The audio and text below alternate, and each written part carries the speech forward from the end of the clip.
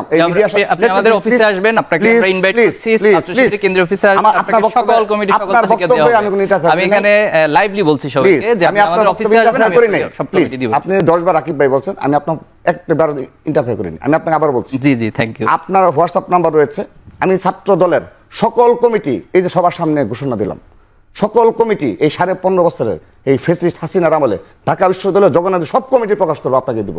আপনি কথা দেন যে আপনি আমাকে দিবেন, আপনি কথা দেন যে আমি একটু ভিডিও দেখাতে চাই। প্লিজ আমি আজকে একটা ভিডিও একটু দেখাবো আমি দর্শক। আচ্ছা প্লিজ, তাহলে তো টক শো না। না না না, এই বিষয়ে নিয়ে আমরা সে আমাকে বক্তব্য জানবো, চ্যালেঞ্জ করেছে।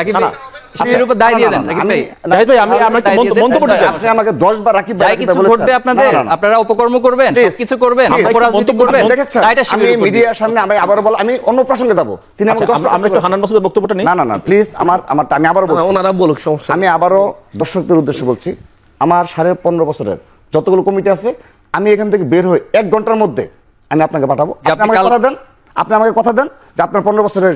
জি জি, আমি দিব।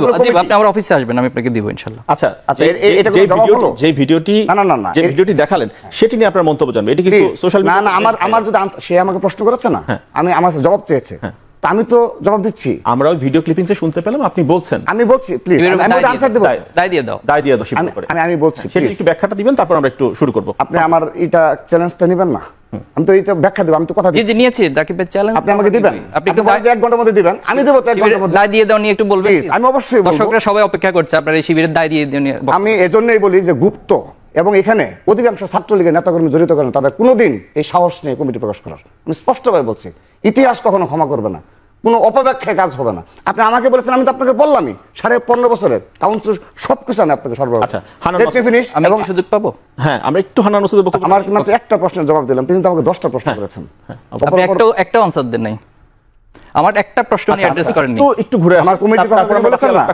আচ্ছা, আমার কমিটির কথা তো বলেছেন, আমি তো আপনাকে বললাম, আমি আবারও সবার সামনে কি করছি, 15.5 বছর হাসিনার আমলে সকল বিশ্ববিদ্যালয়ের কি কি কাজ করেছেন, সকল বিশ্ববিদ্যালয়ের কমিটি স্থাপন করে আমরা একটা চ্যালেঞ্জ নিই রাকিব ভাই, যে আসুন আগামীকাল টিএসসি তে অথবা যে কোনো একটা জায়গায় আপনারা 15 বছরের সকল কার্যক্রম সারা দেশের সকল শিক্ষার্থীদের কাছে প্রকাশ করবেন, আমরা আমাদের সকল কার্যক্রম প্রকাশ করব। এবং এই 6 মাসে আপনারা কি করেছেন সেটা সকল শিক্ষার্থীদের কাছে আপনারা ওপেন প্রজেক্টরে দেখানোর ব্যবস্থা, প্রদর্শনের ব্যবস্থা করুন। আমরাও করি। এরপরে সাধারণ শিক্ষার্থীরা সিদ্ধান্ত নেবে কারা ওপেন সংগঠন আর কারা গুপ্ত সংগঠন। যারা 15.5 বছরের তাদের কর্মীটাই চিনাইতে সাহস দেখায় না, তারা আমাকে আমার কর্মসূচি জানতে চায়। আপনি ঢাকা বিশ্ববিদ্যালয় কমিটি ঘোষণার পর ছাত্রলীগের সাথে সংযুক্ত থাকা 6 জনকে কেন আপনাকে বহিষ্কার করতে হয়েছে? এর কি হবে? শেখ হাসিনা যেদিন প্রথম ক্ষমতায় নিয়েছে 2009 সালে, 6 জন ছাত্রলীগের সাথে যুক্ত থাকার কারণে কেন তাদেরকে বহিষ্কার করতে হয়েছে? এই উত্তর দিবেন। এবং আমরা সরাসরি ছাত্রদের মুখোমুখি হচ্ছি, মিট দ্য ব্রিলিয়ান্টস এবং আস্ক শিবির, নো শিবির, সবগুলো ক্যাম্পাসে আমরা এটা আয়োজন করছি। এবং ছাত্ররা আমাদেরকে ইচ্ছা মতো প্রশ্ন করতে পারছে। রাকিব ভাই এরকম কয়টা আয়োজন করেছে উনি বলবেন। দেন আমরা শিক্ষার্থীদেরকে নিয়ে অনেকগুলো বৃত্তি প্রকল্প চালু করেছি।